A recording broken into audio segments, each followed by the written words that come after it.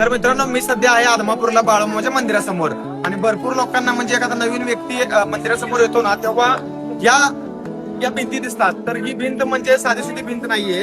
तर इथं काय करायला लागतं माहितीये का, असा एक कॉईन म्हणजे 1 रुपयाचा 2 रुपयाचा कसलाही कॉईन असू द्या, त्या कॉईन वरती आपण देवाचा आपल्या बाळूमामाचा भंडारा लावून हा कॉईन इथं चिटकवला जातो आणि इथं असा पकडून आपल्या मनातलं जे काही मनोकामना आहे, मनात असेल, स्वप्न असेल, जे काय असेल, जे आपण देवाकडे मागणार आहे हे पूर्ण होण्यासाठी ते आपण जर हा जो कॉईन आहे चिटकवल्यानंतर असा जो आज चिटकून जर राहिला कॉईन तर ती मन्नत आपली पूर्ण होते असं समजतात. म्हणजे असं पहिल्या काळापासून सांगितलेलं आहे. तर भरपूर लोकांना असा प्रश्न पडतो की इथं आल्यानंतर या गोष्टी सोबत काय करतात लोक. तर हे फक्त आपल्या मनातली इच्छा पूर्ण करण्यासाठी, मनोकामना पूर्ण करण्यासाठी हा कॉईन चिटकावला जातो. आणि तुम्ही पण कधी आल्यानंतर इथे एकदा हा कॉईन चिटकावून बघा, तुमच्या मनातली इच्छा पूर्ण होते का? 100% होणार.